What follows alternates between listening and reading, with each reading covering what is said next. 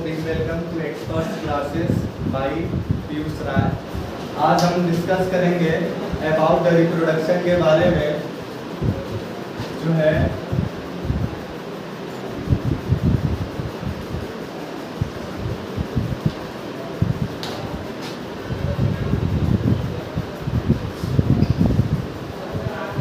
बात करते हैं रिप्रोडक्शन की, जो पाया जाता है लिविंग ऑर्गेनिज्म में। हम समझेंगे कि रिप्रोडक्शन है क्या, what is reproduction, why it is necessary for human and plants, ये क्यों जरूरी है और इसकी क्यों आवश्यकता पड़ती है। रिप्रोडक्शन जो होता है एक खास कैरेक्टर होता है ह्यूमन और प्लांट्स का। इसमें हम जिक्र करेंगे पहला जो आपके एनसीईआरटी में टर्म दिया हुआ है लाइफ साइकिल और लाइफ स्पेन के बारे में। रिप्रो मीन्स समझने के लिए रिप्रोडक्शन को ऐसे हम समझ सकते हैं, रिप्रो मीन्स होता है अगेन, डक्शन मीन्स होता है प्रोसेस, यानी व्हेन एनी ऑर्गेनिज्म और plants make their own spring, this phenomenon is known as reproduction. अब इसका जनरल कैरेक्टर क्या होता है, क्यों नेसेसरी होता है, इसलिए होता है it ensure the continuity of life.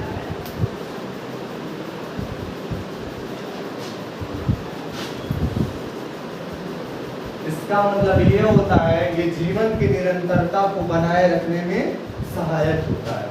क्यों सहायक होता है, जैसे कि अगर मान लिया जाए कोई भी ऑर्गेनिज्म अगर इस दुनिया में आया, उसके पहले कोई और आया रहा होगा, बिना किसी ऑर्गेनिज्म यानी एंसेस्टर के कोई नया ऑर्गेनिज्म नहीं आ सकता है।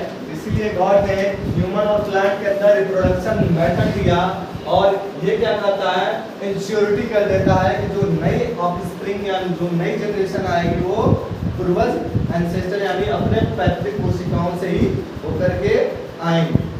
ये रिप्रोडक्शन मेनली टू कैटेगराइज में बांट दिया गया है।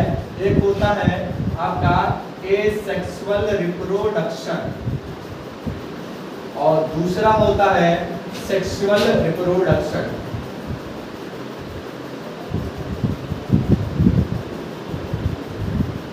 बात करते हैं एसेक्सुअल रिप्रोडक्शन। ए मींस होता है ऑब्सेंट, सेक्सुअल मींस होता है सेक्स ऑर्गन, यानी कि जो मेल और फीमेल में से किसी एक साथ ऑर्गन क्या होंगे, इन्वॉल्व नहीं होंगे रिप्रोडक्शन में। और ये मेनली पाया जाता है लोअर ऑर्गेनिज्म में, like protozoa up to Echinodermata.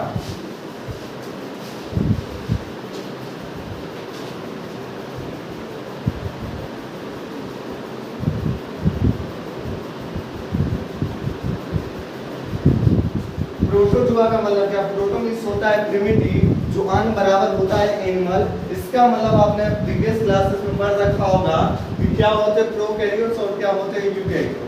Prokaryotes और यूकैरियोट्स समझ जाइए, क्योंकि सब बेस है प्रोकैरियोट्स और यूकैरियोट्स के आधार पे, यानी बेस पे। प्रोकैरियोट्स किसे कहते हैं, कोई भी ऑर्गेनिज्म है अगर उसका सेल है उसके अंदर न्यूक्लियस जो है या तो वो डीएनए पाया जाए या आरएनए पाया जाए और सम अमाउंट ऑफ साइटोप्लाज्म यानी कोशाद्रव्य पाया जाता है, ऐसे जीवों को हम कहते हैं प्रोकैरियोट्स। प्रो मींस होता है प्रिमिटिव, कैरियन बराबर होता है न्यूक्लियस। अब इसका मतलब क्या होता है, प्रो मींस होता है प्रिमिटिव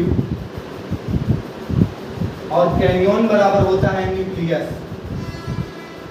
अब इसका मतलब समझे, प्रिमिटिव मींस होता है अनडेवलप, अनडेवलप का हिंदी मतलब होता है अविकसित, यानी जिसके अंदर वेल डेवलप सेल ऑर्गेनेल्स नहीं पाए जाते हैं, like mitochondria, Golgi body, vacuole, centriole, rough endoplasmic reticulum, smooth endoplasmic reticulum, ribosome, यानी जितने सेल ऑर्गेनेल्स इस जीव में या प्लांट में नहीं पाए जाएंगे वो सारे क्या कहलाएंगे, प्रोकैरियोट्स कहलाएंगे। इसीलिए प्रोटोजोआ को क्या कहते हैं, प्रोकैरियोट्स कहते हैं, क्योंकि इनके अंदर बस सम अमाउंट ऑफ साइटोप्लाज्म होता है और क्या होता है न्यूक्लियस, जो कि वेल डेवलप नहीं पाया जाता है। तो साइंटिस्ट ने देखा जिस भी जीव के अंदर ऐसे कैरेक्टर दिखाई दिए सबको उठा करके फाइलम प्रोटोजोआ में रख दिया गया। ठीक है, यहाँ तक समझ में आया। आगे हम बात करते हैं यूकैरियोट्स की। जो दो टर्म है, ये टर्म क्लियर रहेगा तभी आपको आगे की चीजें समझ में आएगी। यू मीन्स होता है ट्रू, ट्रू मीन्स होता है वेल डेवलप। क्या होता है? वेल डेवलप, यानी पूर्ण विकसित, जिसको हिंदी में कहते हैं। कैरियोट्स बराबर होता है न्यूक्लियस, और न्यूक्लियस जिसे हिंदी में कहते हैं केंद्रक, यानी कि जो न्यूक्लियस होगा वो वेल डेवलप कब कहलाएगा? जब न्यूक्लियस के अंदर डीएनए और आरएनए मौजूद होंगे और उसके पास mitochondria, Golgi body, centriole, vacuole, rough endoplasmic reticulum, smooth endoplasmic reticulum और लाइसोसोम और आपका राइबोसोम, यानी जितने ये कोशिकांग में जिस भी एनिमल के सेल में पाए जाएंगे वो सारे क्या कहलाएंगे? यूकेरियोट कहलाएंगे। और हम लोग क्या हैं? इंसान हुआ, काऊ हुए, गाय हुए, सारे क्या हैं? यूकेरियोट है। उसी बेस पे आपको समझ में आएगा रिप्रोडक्शन के बारे में। हमने अभी जिक्र किया था कि जितने भी लोअर ऑर्गेनिज्म है उनमें मोस्ट कॉमन जो मेथड होता है रिप्रोडक्शन का वो क्या होता है? Asexual method. एसेक्सुअल मेथड जो होता है इसमें डिटर्मिनेशन नहीं होता है, कोई डिमार्केशन नहीं होता है सेक्स ऑर्गन का। तो होता क्या है, इसकी जो बॉडी सेल्स होती हैं वो नए ऑर्गेनिज्म और नए प्लांट का फॉर्मेशन कर देती है। आगे हम इसके बारे में पढ़ते हैं। पहले हम डिस्कस करते हैं what difference between asexual reproduction and sexual reproduction. अंतर क्या है? जब अंतर समझ में आ जाएगा तो सारी चीजें क्लियर होना शुरू हो जाएगी। आपने पढ़ा होगा प्रीवियस क्लासेस में, जो 10th में भी पढ़ा होगा आप लोगों ने, इट इज यूनिपेरेंटल कंडीशन। क्या होता है? Uniparental condition. यूनि मीन्स होता है एक, पेरेंट्स का मतलब होता है मात्र पुरुष, क्या है उसमें मेल और फीमेल का एक ही प्लांट बॉडी या एनिमल बॉडी क्या होता है? इन्वॉल्व होता है, जिससे कि नई ऑफस्प्रिंग या न्यू डॉटर सेल्स का फॉर्मेशन हो जाता है। इसे क्या कहते हैं? Asexual reproduction. याद रखने के लिए आप ये शब्द रख सकते हैं। ए मीन्स होता है अब्सेंट, सेक्सुअल मीन्स होता है सेक्स ऑर्गन, यानी दोनों सेक्स ऑर्गन ना पाया जाए। बात की जाए अगर प्लांट के केस में तो एंड्रोसियम, और फीमेल के प्लांट के केस में बात की जाए तो गाइनोसियम। एंड्रोसियम किससे मिलकर के बना होता है? एंथर और फिलामेंट से मिलकर बना होता है, और गाइनोसियम स्टिग्मा, स्टाइल, ओवरी। ठीक है ना? अब बात करते हैं सेक्सुअल रिप्रोडक्शन और एसेक्सुअल रिप्रोडक्शन आपस में डिफर कैसे हैं। It is uniparental condition, it means it is biparental condition.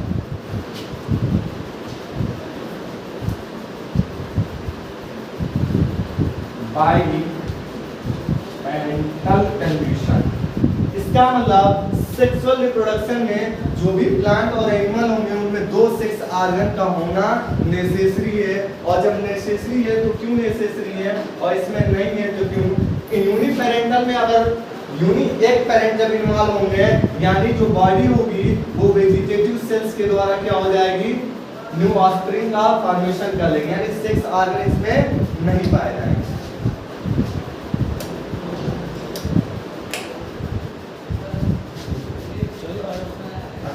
इसमें वेजिटेटिव सेल्स का मतलब क्या होता है? Body cells. बॉडी मतलब होता है शरीर की कोशिकाएं क्या होंगी, इसमें सेक्स ऑर्गन पार्टिसिपेट नहीं करेगा न्यू ऑफस्प्रिंग में। जो बॉडी होगी उस बॉडी पे या तो बड़ निकल जाएगा, या तो उसमें फिजन हो जाएगा, टूट जाएगा, या तो उसमें फ्रेगमेंटेशन हो जाएगा, टुकड़ों में बट करके न्यू ऑफस्प्रिंग का फॉर्मेशन कर लेगा। इट मींस इसमें क्या होगा? नो गैमीट फॉर्मेशन, इसमें कोई भी युग्मक नहीं बनेंगे, क्योंकि युग्मक तभी बनते हैं जब दोनों अलग अलग हों, यानी मेल अलग हो और फीमेल सेक्स ऑर्गन अलग हो। मेल से स्पर्म निकले और फीमेल से ओवा निकले, तब जाकर के क्या होता है? गैमीट बनता है। जब यहाँ पे दोनों सेक्स ऑर्गन अब्सेंट है, इसका मतलब इसमें गैमीट नहीं बनेगा, और इसका मतलब यहाँ पे क्या होगा? गैमीट बनेगा, गैमीट फॉर्मेशन। गैमीट अकर इन, पाया जाएगा इन सेक्सुअल रिप्रोडक्शन। तो दो कैरेक्टर हो गया। एसेक्सुअल का पहला कैरेक्टर ये होगा, इट इज यूनिपेरेंटल कंडीशन, और सेक्सुअल क्या हो जाएगा? It is biparental condition. इसका मतलब अगर यूनिपेरेंटल होगा तो जो नई ऑफस्प्रिंग बनेगी वो कैसे बनेंगी? तो वेजिटेटिव सेल्स के द्वारा बनती है, जिसे हिंदी में कहा जाता है कायिक कोशिकाओं के द्वारा। शरीर की कोशिकाएं बट जाएंगी और बटने के बाद न्यू ऑफस्प्रिंग का फॉर्मेशन कर देंगे। इसका मतलब इसमें गैमीट नहीं बनेंगे, इसका मतलब इसमें अंदर fertilisation does not take place, इसमें फर्टिलाइजेशन भी क्या होगा, नहीं पाया जाएगा। क्यों नहीं पाया जाएगा, क्योंकि इसमें गैमेट्स यानी युग्मक नहीं बन रहे हैं, और जब युग्मक बनते हैं, जब आपस में आकर फ्यूज होते हैं, तभी फर्टिलाइजेशन होता है। और जब युग्मक ही नहीं बन रहा है, इसका मतलब fertilisation does not place in asexual reproduction, fertilisation नहीं पाया जाएगा, fertilisation does not take place, यानी इसमें कोई स्थान नहीं रहेगा। और इसका उल्टा जस्ट होगा, इसमें क्या होंगे, गैमीट बनेंगे, इसका मतलब इसमें क्या होगा, फर्टिलाइजेशन टेक प्लेस, जिसको हिंदी में कहा जाता है निषेचन पाया जाएगा, फर्टिलाइजेशन टेक प्लेस लिख सकते हैं या अकर लिख सकते हैं, पाया जाएगा। अब अगर इसमें फर्टिलाइजेशन नहीं पाया जा रहा है और इसमें फर्टिलाइजेशन पाया जा रहा है, तो इसके भी दो टाइप होते हैं, एक होता है एक्सटर्नल फर्टिलाइजेशन और एक होता है इंटरनल फर्टिलाइजेशन। एक्सटर्नल फर्टिलाइजेशन और एक होता है इंटरनल फर्टिलाइजेशन। इसका मतलब क्या होता है, समझ लीजिएगा।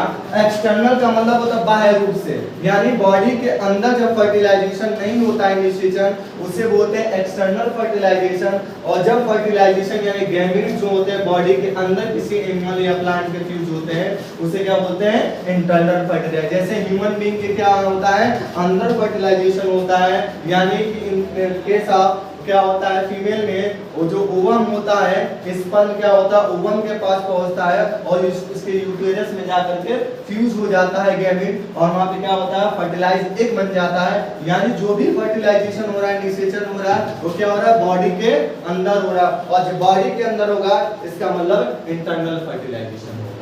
अब एक केस बात करते हैं, आपने नाम सुना होगा फ्रॉग का, जिसका साइंटिफिक नेम होता है राना टिग्रीना। इसमें क्या होता है, एक्सटर्नल फर्टिलाइजेशन होता है। क्यों होता है और किस माध्यम से होता है, वाटर मीडियम से होता है। होता क्या है, मेल और जो मेल का जो स्पर्म होता है वो फ्लोट करके वाटर मीडियम के थ्रू क्या होता है, फीमेल के ओवा के साथ जा करके फ्यूज हो जाता है, तब बनता है लार्वल कंडीशन, जिसको उस लार्वा को बोलते हैं टेडपोल लार्वा।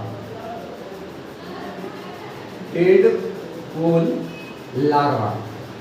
और ये आप याद रखिएगा, जिसमें भी एक्सटर्नल फर्टिलाइजेशन होगा, इसका मतलब कंपलसरी एक उसमें लार्वा बनेगा, बिना लार्वा का फर्टिलाइजेशन होगा ही।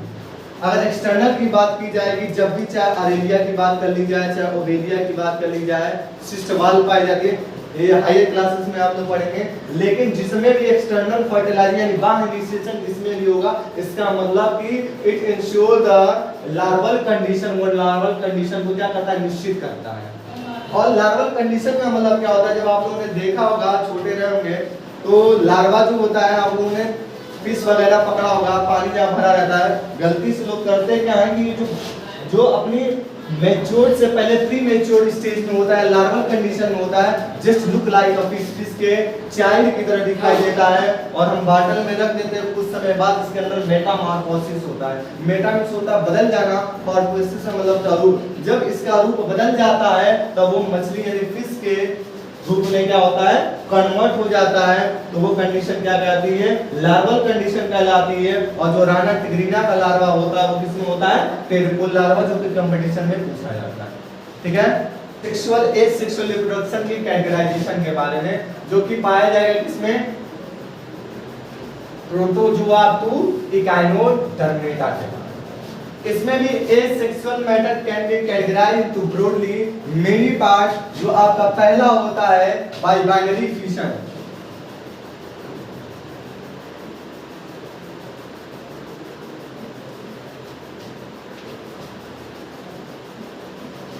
उसके बाद होता है मल्टीपल फ्यूजन,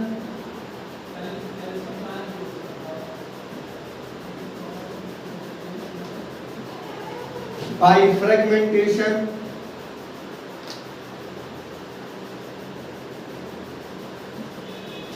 by regeneration,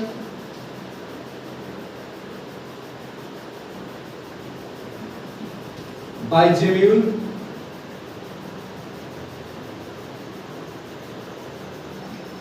अब बात करते हैं बाय बाइनरी फिशन का मतलब क्या होता है। बाय मींस होता है दो, फिशन का मतलब होता है विदलन, जिसे हिंदी में कहते हैं टूट जाना। यानी जब कोई भी ऑर्गेनिज्म, लोअर ऑर्गेनिज्म की बॉडी जब दो भागों में बट जाती है, उस कंडीशन को कहते हैं बाई बाइनरी फिशन। ये मेनली पाया जाता है अमीबा में। और अमीबा क्या होता है? प्रोकैरियोट्स होता है, यूनिसेलुलर ऑर्गेनिज्म होता है। इसके अंदर, इसकी बॉडी के अंदर वेल डेवलप्ड सेल ऑर्गेनेल्स नहीं पाए जाएंगे।